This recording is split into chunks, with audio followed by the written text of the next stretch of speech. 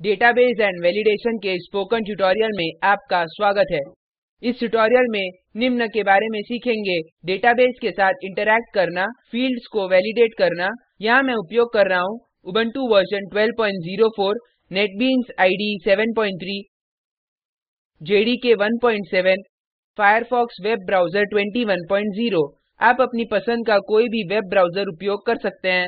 इस ट्यूटोरियल के अनुसरण के लिए आपको निम्न का ज्ञान होना जरूरी है: जावा सर्वलेट्स के बेसिक्स और जेएसपीएस, नेटबीन्स इडे से माइस्क्ल डेटाबेस को जोड़ना, डेटाबेस और टेबल्स बनाना। यदि नहीं, तो संबंधित ट्यूटोरियल्स के लिए कृपया हमारी वेबसाइट पर जाएं। अब नेटबीन्स इडे पर जाते हैं। मैंने माइस्क्ल सर्वर शुरू कर दिया है। मैंने इसमें लाइब्रेरी नामक एक डेटाबेस बना लिया है। मैंने इसमें यूजर्स नामक एक टेबल बना ली है। मैंने पहले से ही इस टेबल में कुछ वैल्यूज डाल दी हैं। मैं अभी उन्हें दर्शाऊंगा। इसके लिए यूजर्स पर राइट क्लिक करें और व्यू डेटा पर क्लिक करें। नीचे आउटपुट बटन पर क्लिक करें। हम देख सकते हैं कि यहाँ 15 यूजर्स हैं। हम first name, surname, age, gender, email, username और पासवर्ड देख सकते हैं। अब हम जेडीबीसी ड्राइवर को लोड करते हैं, जो जावा डेटाबेस कनेक्टिविटी ड्राइवर है। इसके लिए प्रोजेक्ट्स टैब पर क्लिक करें, लाइब्रेरीज पर राइट क्लिक करें और ऐड लाइब्रेरी पर क्लिक करें। फिर माइस्क्ल जेडीबीसी ड्राइवर पर क्लिक करें और ऐड लाइब्रेरी पर क्लिक करें। यह उस जेडीबीसी ड्राइवर को लोड करेगा। अब प्रोजेक्ट को रन करें जैसा हमने पहले किया था। अब यूजरनेम में टाइप करें आर्या और पासवर्ड में टाइप करें arya*123। फिर साइन इन पर क्लिक करें। हम सक्सेस ग्रीटिंग पेज देख सकते हैं। लॉग आउट करने के लिए हेरे पर क्लिक करें। अब वापस इडे पर जाते हैं। हम greetingservletजावा पर जाएंगे। डोपोस्ट मेथड पर आएं। पहले हमें गेटपैरामीटर मेथड का उपयोग करके रिक्वेस्ट से यूजरनेम और पासवर्ड मिलता है। आगे हम जेडीबीसी कनेक्शन के लिए कोड देखेंगे। हमने connection object, prepared statement object और रिजल्टसेट ऑब्जेक्ट को नल से इनिशियलाइज किया। फिर हम ड्राइवर को अपने प्रोग्राम में रजिस्टर करते हैं। फिर हम डेटाबेस तक एक कनेक्शन बनाते हैं।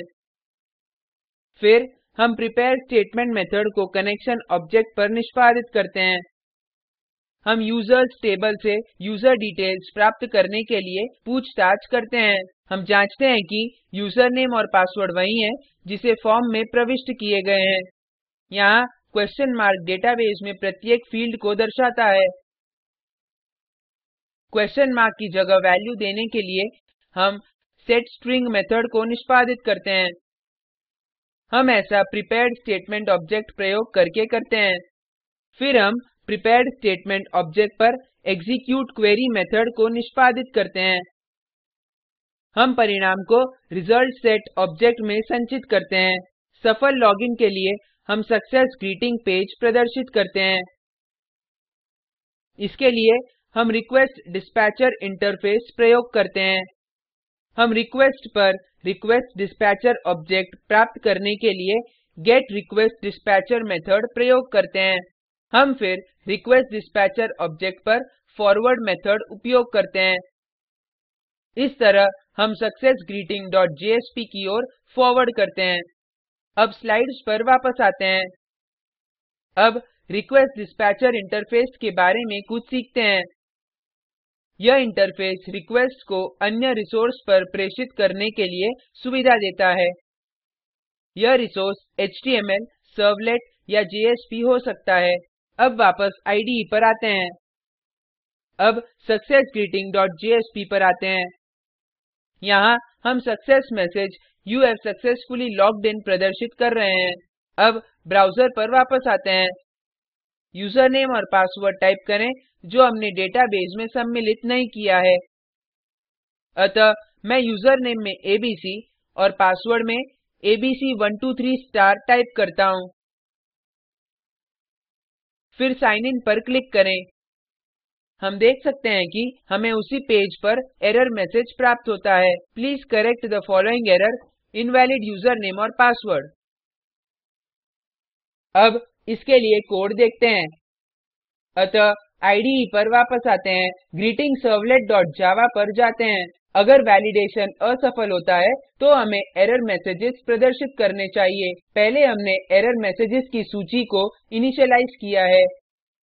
हम setAttribute मेथड उपयोग करके रिक्वेस्ट स्कोप में वेरिएबल एरर मैसेजेस सेट करते हैं। यहाँ एरर मैसेजेस एट्रीब्यूट नेम है।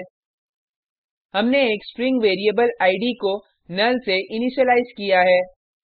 फिर अगर यूजर डेटाबेस में रहता है तो हम जांचते हैं, यदि हाँ तो हम वैल्यू को वेरिएबल id में संचित करते हैं। नहीं तो हम एरर मैसेजेस लिस्ट में एरर इनवैलिड यूजरनेम या पासवर्ड को जोड़ते हैं। यदि एरर मैसेजेस लिस्ट खाली नहीं है तो हम एरर मैसेज को index.jsp पर प्रदर्शित करते हैं। अतः हमें index.jsp पर जाना है। हमने पहले ही देखा है कि रिक्वेस्ट डिस्पैचर को उपयोग करके अन्य पेज पर कैसे जाना है। ध्यान दें कि एक्सेप्शन के अवस्था का संचालन करने के लिए हमने इस कोड को ट्राई कैच ब्लॉक में सम्मिलित कर लिया है। अब हम देखेंगे कि एरर मैसेजेस वेरिएबल को index.jsp में कैसे लाते हैं। पहले हम एट्रीब्यूट एरर मैसेजेस की वैल्यू प्राप्त करते हैं। यह रिक्वेस्ट पर getAttribute मेथड उपयोग करके किया गया है। ध्यान दें कि हमने जावा कोड को ओपनिंग टैग्स जो हैं less than sign percentage sign और क्लोजिंग टैग परसेंटेज साइन और ग्रेटर देन साइन में सम्मिलित कर दिया है। कोड के इस ब्लॉक को स्क्रिप्टलेट कहते हैं। इसमें जावा कोड है जो हर बार निष्पादित होता है जब JSP का उपयोग किया जाता है। अगर एरर मैसेजेस की वैल्यू नल नहीं है तो हम यह मैसेज प्रदर्शित करते हैं, please correct the following errors. फिर हम एरर मैसेजेस की पूरी लिस्ट से होकर दोहराते हैं। हम फिर एरर मैसेजेस को लिस्ट की तरह दर्शाते हैं। इस प्रकार हम एरर मैसेजेस को index.jsp पर प्रदर्शित करते हैं। अब देखें कि यूजर को डेटाबेस में कैसे जोड़ते हैं। डेटाबेस में यूजर को जोड़ने से पहले हमें यूजर टेबल के लिए एक मॉडल बनाना पड़ता है। अब देखते हैं कि मॉडल क्या है। एक मॉडल सॉफ्टवेयर एप्लीकेशन में अंतर्निहित डेटा के लॉजिकल स्ट्रक्चर को दर्शाता है। एट्रीब्यूट्स के साथ एक जावा क्लास और उनके लिए सेटर्स और गेटर्स। इस प्रकार हम मॉडल को व्यक्तिगत विशेषता के बजाय संपूर्ण की तरह मानते हैं।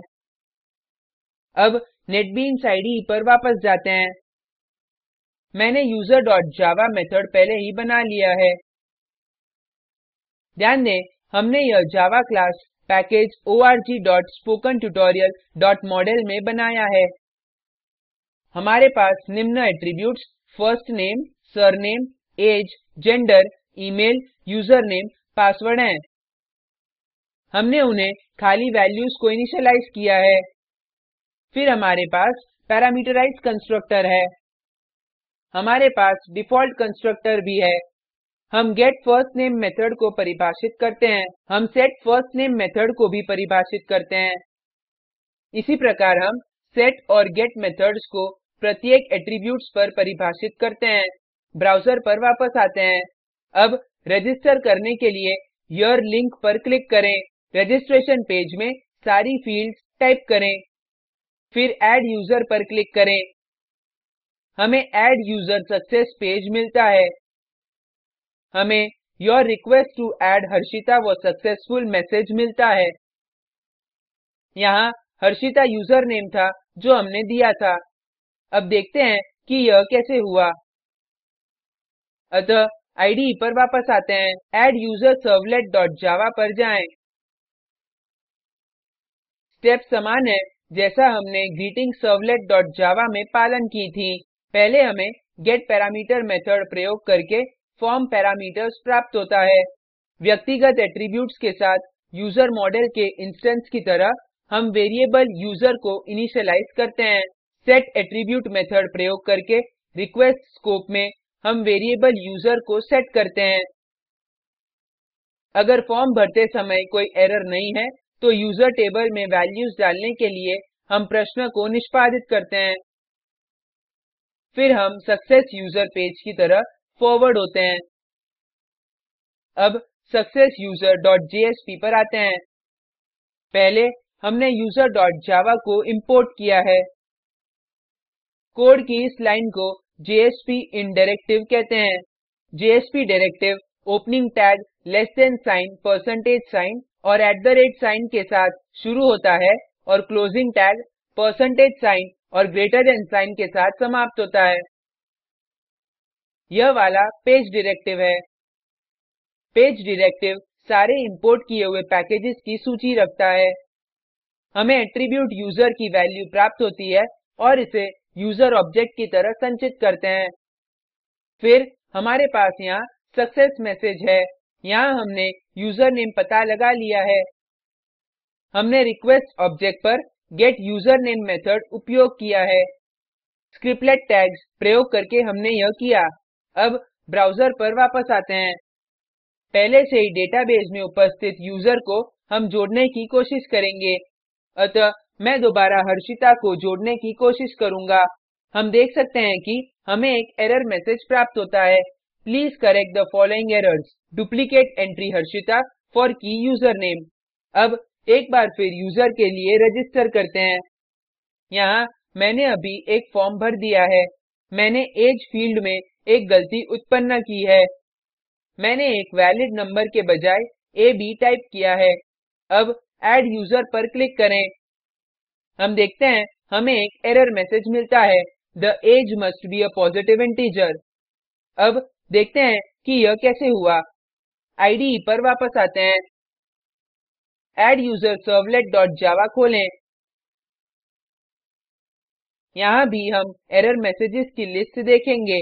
फिर हम setAttribute मेथड प्रयोग करके रिक्वेस्ट स्कोप में वेरिएबल एरर मैसेजेस सेट करते हैं। फिर हमने इंटीजर टाइप का एज यूजर घोषित किया और हमने इसे -1 से इनिशियलाइज किया। ट्राई कैच ब्लॉक के अंदर हमने पारसेंट मेथड प्रयोग किया। यह इंटीजर देगा जबकि नंबर का स्ट्रिंग प्रदर्शन इनपुट की तरह हो। यहाँ हमने यह वैलिडेट किया कि age field valid positive integer रखता है। अगर वैलिडेशन असफल होता है तो हम एरर मैसेजेस लिस्ट में एरर मैसेज जोड़ते हैं। एज पॉजिटिव इंटीजर होनी चाहिए। उसी प्रकार हमें यह वैलिडेट करना है कि अन्य सभी फील्ड्स भी वैलिड डेटा रखती हैं। अगर एरर मैसेजेस लिस्ट खाली नहीं है तो हम adduser.jsp पर ही एरर मैसेजेस प्रदर्शित करेंगे। हमने यह भी देखा कि रिक्वेस्ट डिस्पैचर प्रयोग करके यह कैसे होता है। अब adduser.jsp पर आते हैं। यहाँ भी हमने पहले user.java इंपोर्ट किया। स्क्रिप्टलेट टैग्स में हमने यूजर टाइप का ऑब्जेक्ट बनाया है। फिर हमें getAttribute मेथड प्रयोग करके एट्रीब्यूट की वैल्यू एरर मैसेजेस प्राप्त होती है। हम जांचते हैं कि यह वैल्यू नल के बराबर है या नहीं। यदि यह नल के बराबर नहीं है तो हम एक एरर मैसेज जैसा हमने index.jsp के लिए किया था प्रदर्शित करते हैं। यदि नहीं तो यूजर मॉडेल प्रयोग करके हमें एट्रीब्यूट userFromRequest की वैल्यू प्राप्त होगी।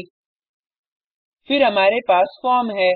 फॉर्म टैग adduserservlet की तरह एक्शन और पोस्ट की तरह मेथड रखती है। पहली फील्ड टेक्स्ट की तरह इनपुट टाइप का फर्स्ट नेम है। फर्स्ट नेम की तरह नेम और user dot get first name की तरह वैल्यू। यहाँ हम फर्स्ट नेम की वैल्यू को खाली स्ट्रिंग से इनिशियलाइज कर रहे हैं। इसी प्रकार आपको अन्य फील्ड्स के लिए करना है। हमारे पास सबमिट बटन और adduser की तरह वैल्यू भी है। इस प्रकार हम adduser.jsp में फील्ड्स को वैलिडेट करते हैं। आप adduser पेज पर भिन्न एरर्स को करके देख सकते हैं। अब देखते हैं कि यूजर हर्षिता डेटाबेस में जोड़ी गई है। यूजर टेबल पर वापस आते हैं। हम देख सकते हैं कि हर्षिता डेटाबेस में जोड़ी जा चुकी है।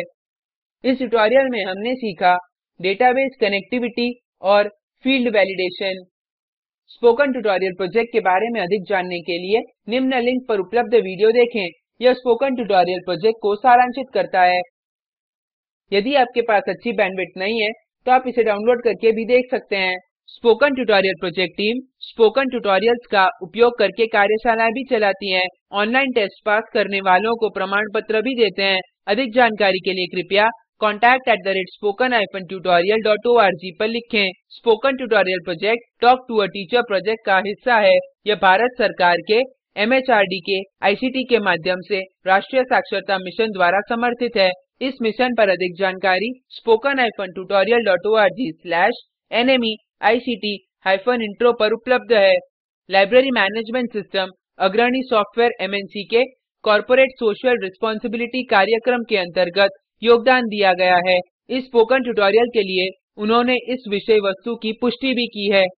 मैं यश वोरा अब आपसे विदा लेता हूँ। हमसे जुड़ने के लिए धन्यवाद।